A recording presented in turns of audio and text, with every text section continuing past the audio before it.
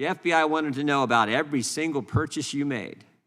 And if you're a gun owner, look out, you're going to the top of the list. I'm here to talk about the already extant and expanding collusion of government and corporation in restricting the individual freedom and autonomy upon which the productive, generous, and stable psyche, economy, and state are themselves necessarily founded. Our new technology enables a mode of surveillance that's so intense and all-pervading that no one will escape its purview regardless of their political views.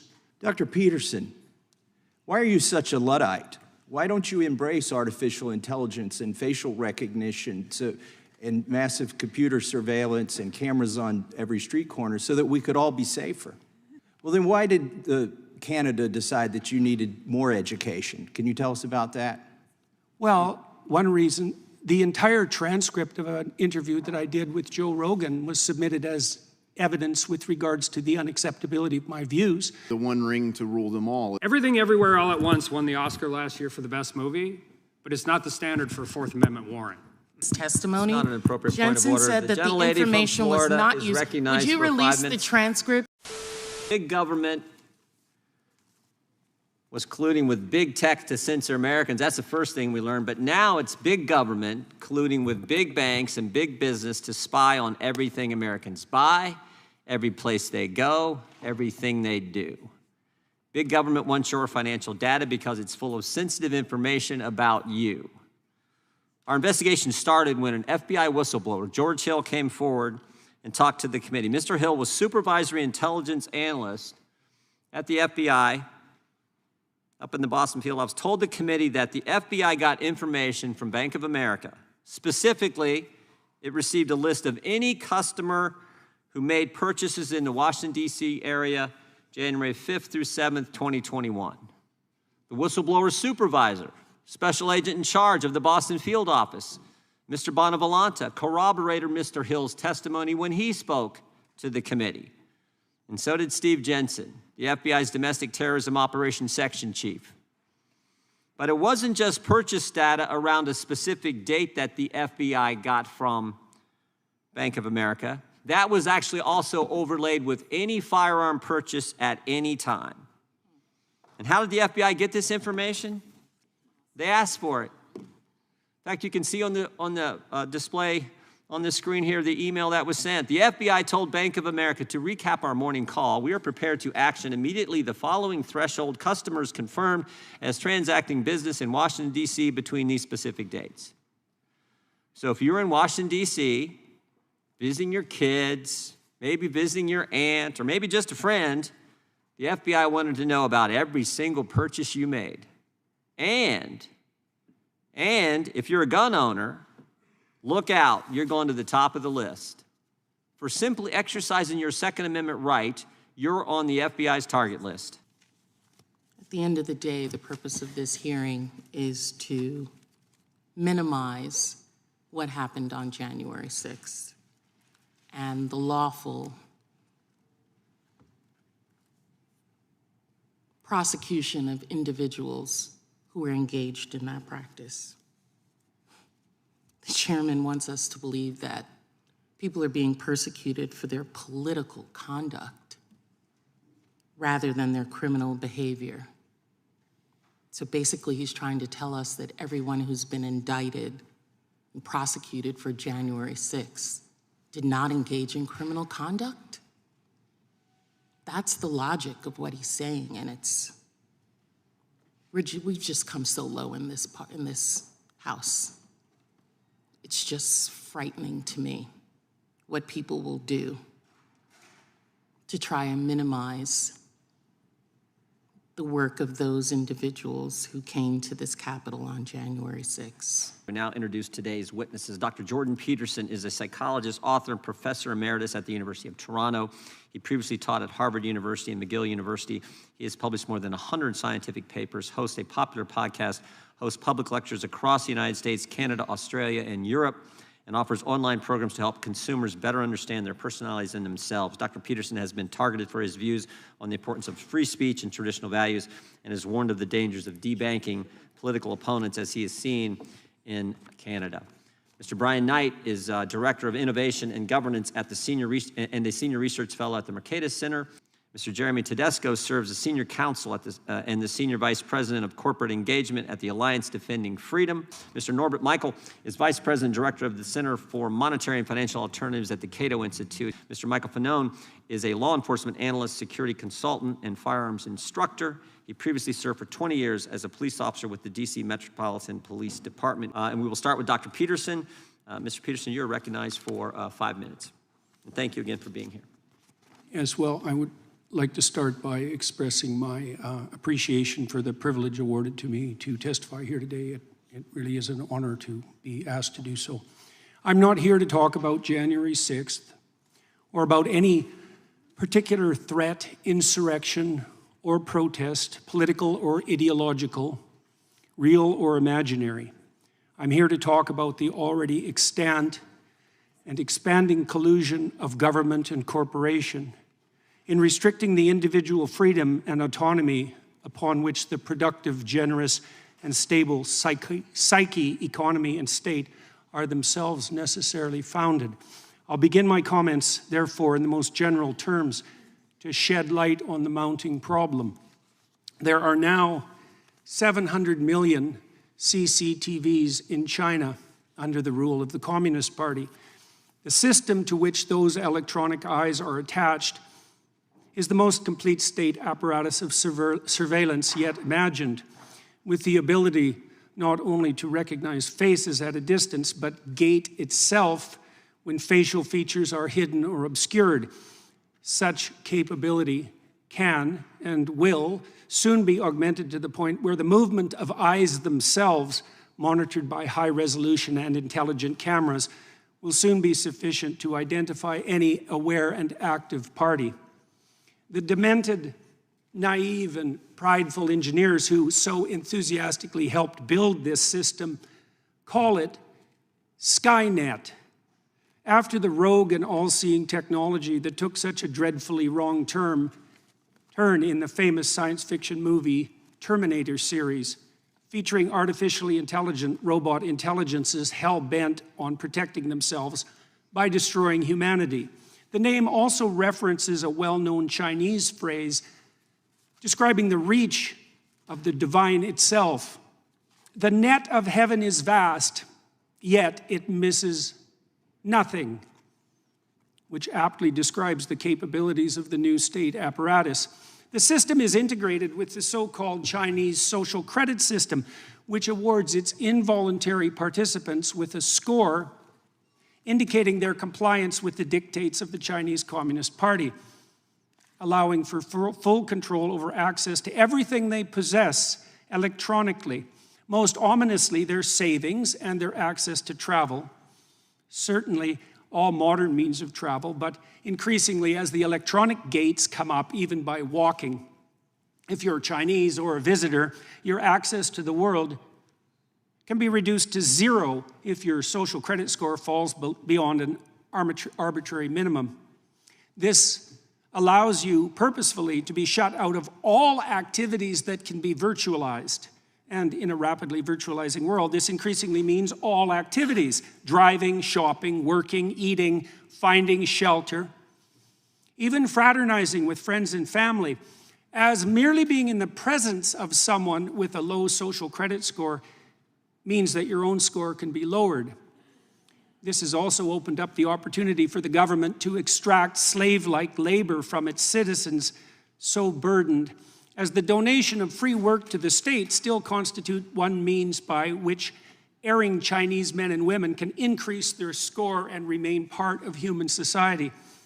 This is precisely the payment system most desired by the most tyrannical, not the work for me and benefit thereby that constitutes the contractual arrangement undertaken by free and sovereign citizens, but the work for me and I will lift the deprivation I imposed that has always been the leitmotif of the slaver.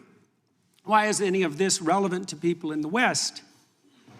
Well, because the technology that the Chinese Communist Party employs is an extension of Western technology. Because we already fell prey to the terrible temptation of lockdown employed by that state in the face of hypothetical crisis once and in the very recent past, because we're walking step by step in the same direction, partly because of the hypothetical convenience of universal and automatic recognition of identity, and partly because any problem whatsoever that now confronts us can easily be used to justify the increasing reach of the security and nanny state.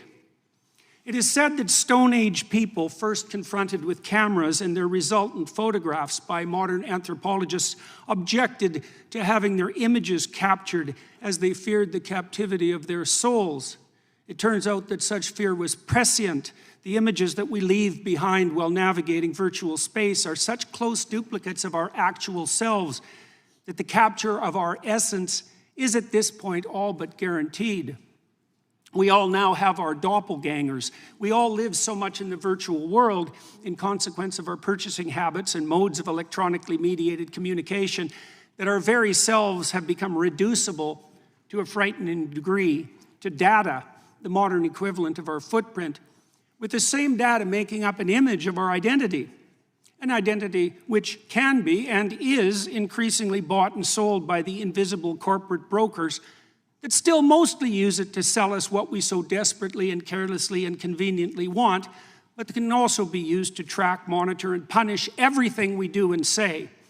Behavioral scientists facilitate this process with their reprehensible nudging, the practice of pushing people in a given ideologically determined direction by manipulating invisible incentives behind the scene. Corporations track purchasing decisions, developing algorithms that with increasing accuracy track our patterns of attention and action, allowing for the prediction of what might next be most enticing, doing so not only to offer us what we want, but to determine and shape what we need. Governments can and are colluding with these corporate agents to develop a picture not only of our actions, but of our thoughts and words, so that deviation from the desired end can be mapped, rewarded, and punished.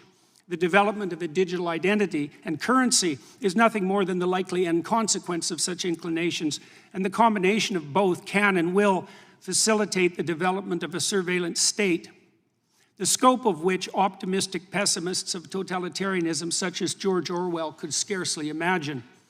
The new AI systems, which are so rapidly emerging, do nothing but increase this danger, providing for the possibility of a super surveillance whose scope exceeds anything that mere unaugmented humans could imagine, while also making it certain that even the perceptions that in the real world shape our attitudes, conduct, and personality can be manipulated to the degree that we will not even be able to see a reality outside which that has been constructed by the superstate. The ultimate fascist collusion between gigantic self-interested corporations and paranoid security-obsessed anti-human governments. We're already selling our souls to the superstate for the purposes of immediate gratification, while being enticed to do so by Mr. Chairman, could the witness be asked to summarize, please? And do I have my 5 minutes or do I not? Yeah. You've gone over 5 Oh, minutes. I'm sorry. I can certainly. If the witness could summarize, we're always a little lenient with the time. If you could summarize I'll in take a few 10 more seconds. seconds. Sure. With increasing ability to monitor not only the actual attention patterns and behaviors of its citizens, but to predict those that are most likely, the persecution of even potential crime becomes ever more likely. If you have nothing to hide, you will have nothing to fear, will be the slogan commandeered by those most likely to turn to surveillance to protect and control. What was the famous Soviet totalitarian joke attributed to Lavrenti Beria, head of the secret police? Show me the man and I'll show you the crime. Those words were true enough in the time of Stalin's KGB, and the police were secret enough then as well. But that's nothing compared to what we can and likely will produce now. A police so secret that we will not even be able to detect their comprehensive and subtle activity. Monitoring crime so pervasive that everyone under the dictates of the system will have something to hide Regular and order, much to Mr. fear. Chairman. Yep. The gentleman's time is expired. Famone, I want to express my heartfelt thank you for being here today. Those of us who were here on January 6th in no small part, owe you and others a debt of gratitude for the work you did ushering people into, members of Congress and others into safety. And I truly appreciate that, and thank you. Thank you, sir. But from a functional standpoint, what they ask for at the FBI, they get. Is that correct? I believe that's correct, Representative. In fact, I think it's even worse than that in the sense that it doesn't necessarily need to be evidence of a crime. It could be evidence of some other violation, a non-criminal violation.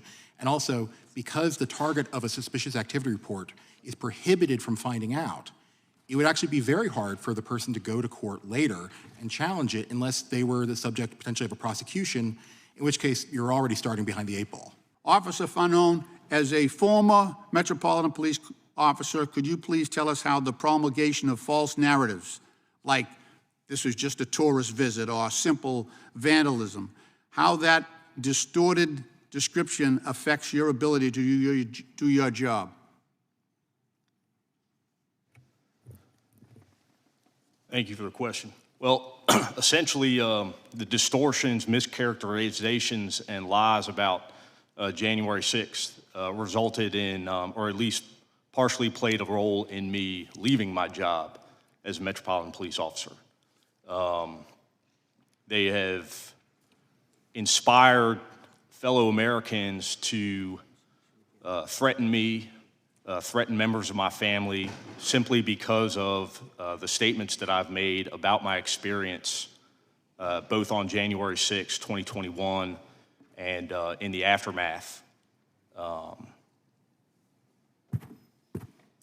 Mr. Tedesco, what's your reaction to your organization being identified as a hate group in a report shared by a government agency? It's unbelievable that that is being used by the federal government to advise banks on domestic terrorist threats. But I think the bigger point here is that the concept of hate is a tool of suppression.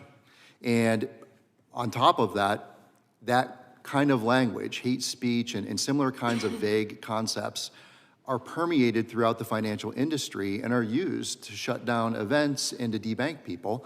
JP Morgan Chase has used it several times. Arkansas Family Policy, they said it was high risk. They shut down an event by Defense of Liberty. On behalf, Donald Trump Jr. was speaking at it. They shut down that event on the basis of a hate policy. So we know these policies are being weaponized in the financial industry. Jump for you. Mr. Knight, do you need a gun registration list if government can just go ask the banks every time some customer purchases a gun? Well, the banks won't know if you purchased a gun per se, but your bank records can be a pretty good, though not perfect, registration for almost anything. But my point is, it's almost like a backdoor registration, right? Yes, one of the challenges is that highly sensitive information can be accessed through financial records that otherwise is constitutionally protected. Yeah, Dr. Peterson, do you think they're just going to stop with conservatives? I mean, my history tells us that the cancel culture mob, the surveillance state, whatever you want to call it, it doesn't just, they never are satisfied with just certain people. It always expands. And I'll give you an example. A few years ago, Senator Feinstein, iconic Democrat senator from the great state of California, the folks in San Francisco renamed the Dianne Feinstein Elementary School. They took her name off the school because they found that she said something like 40 years ago that the cancel culture mob didn't like. So even a liberal Democrat senator wasn't good enough for the mob. They came after her too. And this is the thing that scares me. We've invited probably more Democrat witnesses in front of this committee than any other committee, because we invite Democrats to come in and say, we respect the First Amendment, Second Amendment, Fourth Amendment, respect the Constitution. My concern is it never just stops with certain people. It always goes further. Do you agree with that? Well, the reason I prefaced my remarks with an insistence on nonpartisanship is because the danger posed by this increasing ability of governments and large corporations to collude threatens everyone's freedom equally. And it could well be that at the moment, and this is, I think, the case the Republicans here are trying to make, is that the people who are in the sights of that collusion tend to have more conservative leanings, but that will shift in a moment whenever the political tides shift. And we're concentrating in this hearing a fair bit on the specific events of January 6th, a very partisan issue that produces a very intense partisan divide, but we're not addressing the We're not addressing the fundamental issue here directly, which is that our new technology enables a mode of surveillance that's so intense and all-pervading that no one will escape its purview regardless of their political views. 5 police officers who served at the Capitol died in the aftermath of the insurrection. Officer Fanone, what's your response to those who say that no police officers were killed by the events on January 6, 2021?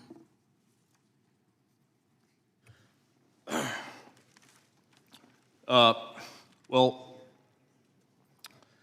my thoughts on Officer Brian Sicknick. Obviously, Brian Sicknick's cause of death was ruled unrelated to the Capitol riot. That being said, I think that good, decent people would understand that if it were not for his participation in the defense of this Capitol on January 6th against a violent mob, Brian Sicknick would be here with us today.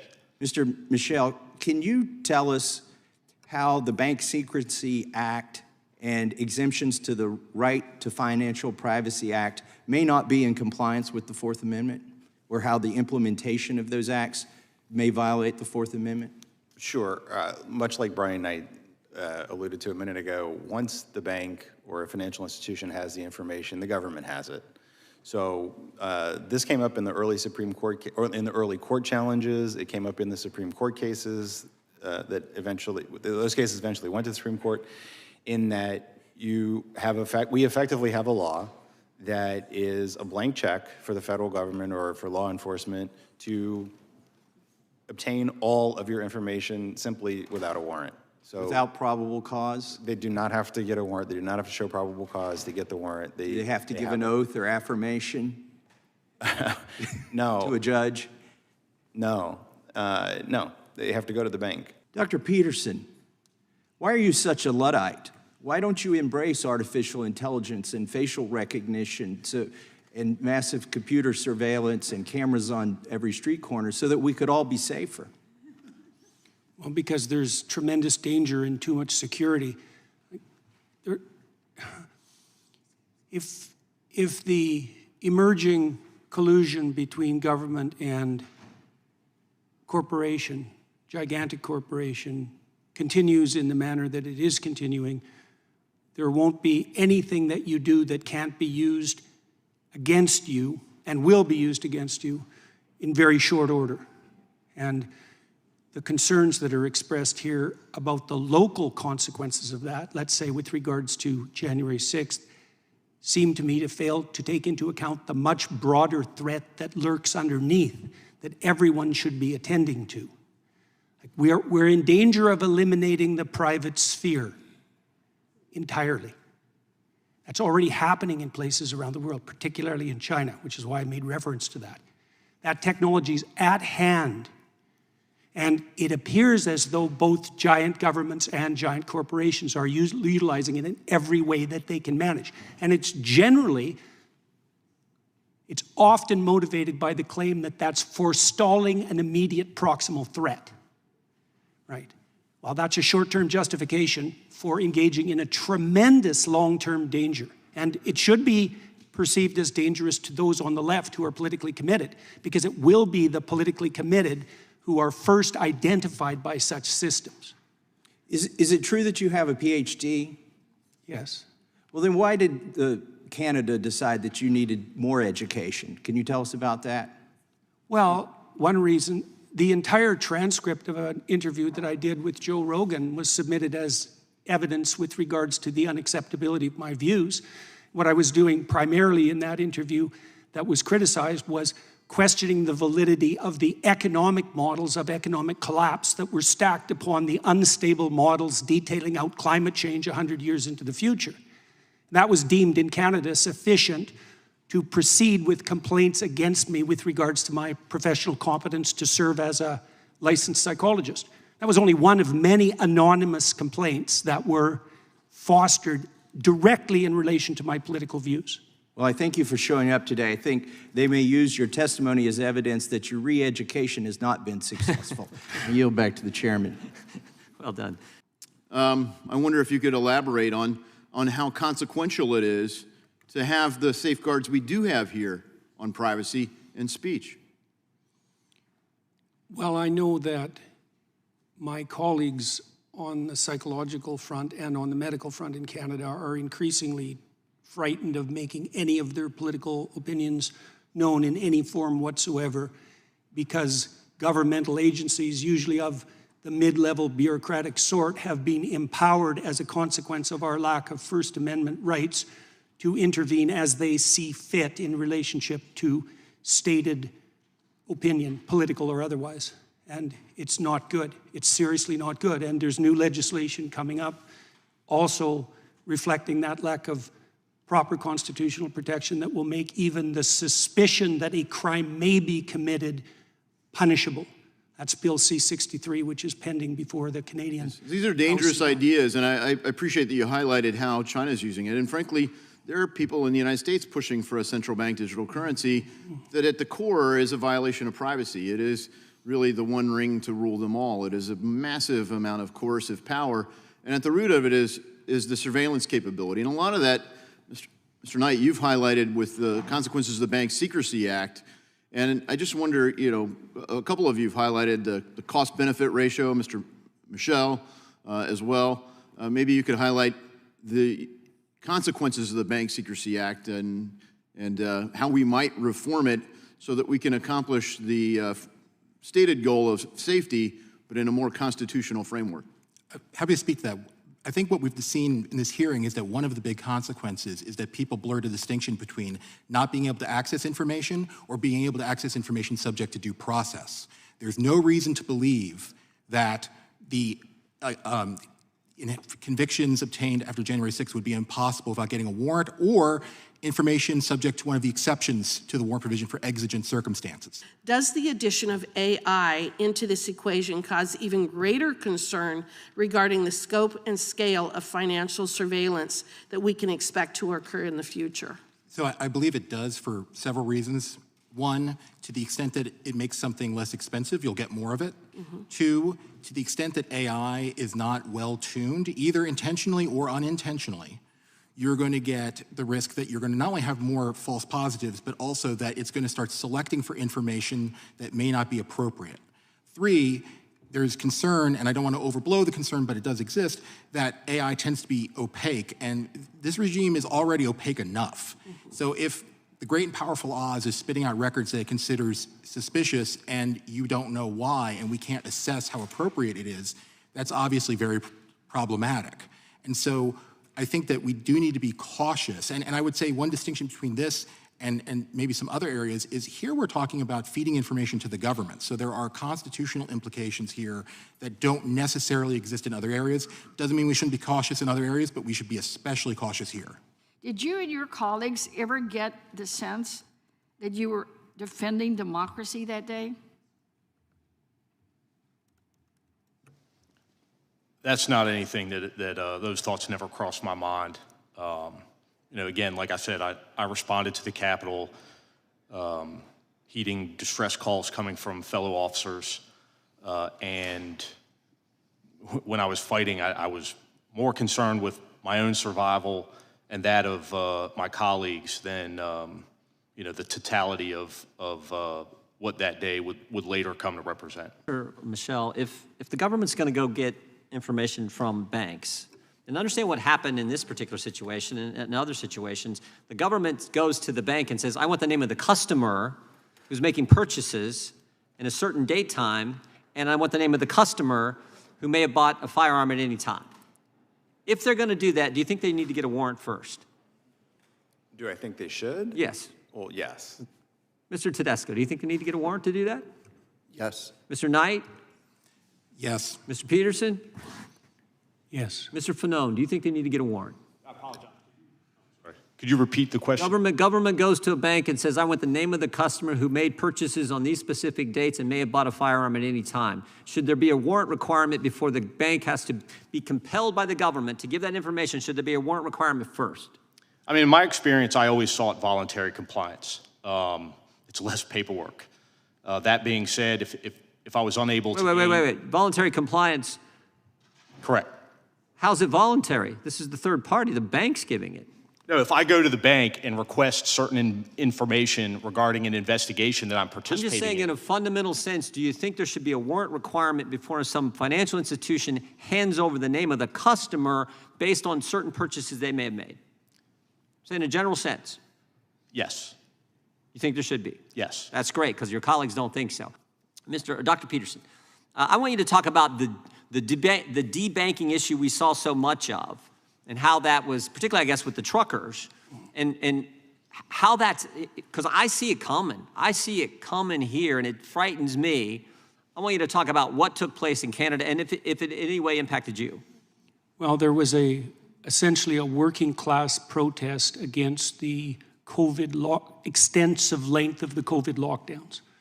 And one consequence of that was that Canadians who participated, even by donating to the protest and even by donating small amounts to the protest, had their bank accounts seized in consequence of a collusion between the banks and the government that was extrajudicial, that was recently deemed unconstitutional, despite the fact that we don't have strong First Amendment claims. So this happened. The government is currently maneuvering in Canada to make the possibility of such collusion a certainty across multiple actual and potential domains of so-called harm, particularly in relationship to government-defined hate.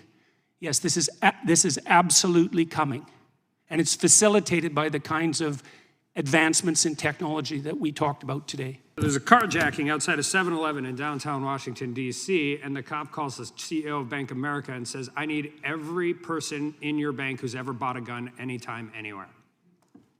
It's an ongoing criminal investigation. Everything Everywhere All at Once won the Oscar last year for the best movie, but it's not the standard for a Fourth Amendment warrant. And I think this is about as important of a hearing as we can have, because if they're doing it to members of Congress's staff, reporters who are engaging in all of this, imagine what's going on at another time. By the way, the Supreme Court agrees with me, and we'll get into that in a little bit. Can you imagine any judge in the country who would make a probable cause finding to authorize a search warrant for all of this detailed financial information on this many people with this set of facts? No. Mr. Tedesco? No. Do you think the Fourth Amendment prohibits the FBI from getting bank records for that individual if they don't know that they are going to commit violence? I think it's an easy warrant to get. A warrant? Yeah, I think that would be an easy warrant to get from a judge. So you're now saying that you need to get a warrant for bank records? I am saying you should have to get a warrant for bank records. The status quo is you do not. You disagree with the Supreme Court, which has upheld the constitutionality of the Bank Secrecy Act. So if you'd like to talk about the Supreme Court precedent in the Bank Secrecy Act, I think that Carpenter, which is a far more recent case, points to some very strong questions about the constitutionality of the Bank Secrecy Act. I've written something about it. I'm happy to send to your office. I understand. And by the way, I agree. I mean, but Carpenter also demonstrates that the Supreme Court is evolving and is evolving on the Fourth Amendment, and there's no question, and I will tell you as a former prosecutor, if I had that predication, I would fire off a subpoena to that bank every single day, 10 out of 10 times. Well, respectfully, sir, it doesn't seem like they even use subpoenas I have to move here. on. Do you think that under the current BSA or other laws that it would be wise, given where we are from a technological standpoint, do you think it would be wise to revisit the BSA or the other laws to provide that protection for Americans' privacy, sir? Well, there were some concerns expressed earlier about what might happen in the aftermath, let's say, of Donald Trump's election with regards to political belief, and anything that facilitates the collusion between government and giant corporation and enables that kind of information gathering will absolutely be used in that way. That's why I made comments earlier regarding this as a bipartisan issue. Once this capability exists, and it's being magnified now, it will be used in all directions. So the people at risk will be politically active, vocal Americans. The silent ones will remain relatively safe, but anyone who speaks. And briefly, do y'all think that we should examine? We should absolutely examine it. Agree. Yes, definitely. Yes. Gentleman's time has expired. The Excuse gentlelady me, from Florida is recognized. Mr. Chair, I have a point of order. In your last statement, you said that Steve Jensen of the FBI opposed the collection of this information for banks, That's a misrepresentation of his testimony. It's not an appropriate point of Jensen order. said The that the gentlelady from information was Florida not is used. recognized Would you for 5 release the minutes. transcript so that we can hear Not an exactly appropriate- what Mr. Not Jensen an appropriate said? point of order, and the gentlelady knows that, but she continues to try to ask Same way you a do. question that is Same not a way point of- you interject. I don't think sir. I've raised one point of order today. You interject all the The time. gentlelady from sir. Florida is recognized. All the time. Thank you, Mr. Chairman. You know, I'm actually I continue to be stunned by the big government advocates that we come across and the ones that serve in this very chamber. They're not even hiding it anymore. They're saying the quiet part out loud. They want dependency, they want control. And the total disregard for the Constitution and the oath that many of my colleagues, actually all of my colleagues, have taken and violated, it's so disturbing to me.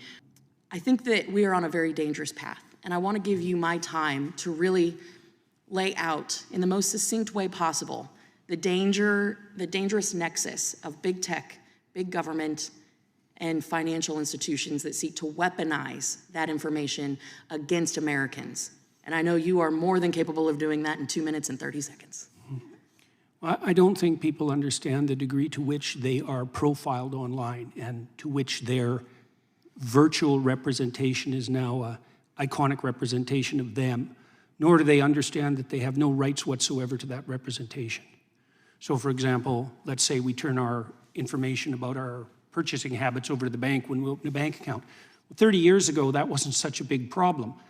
With AI systems, it's a problem that's so big you can't imagine it.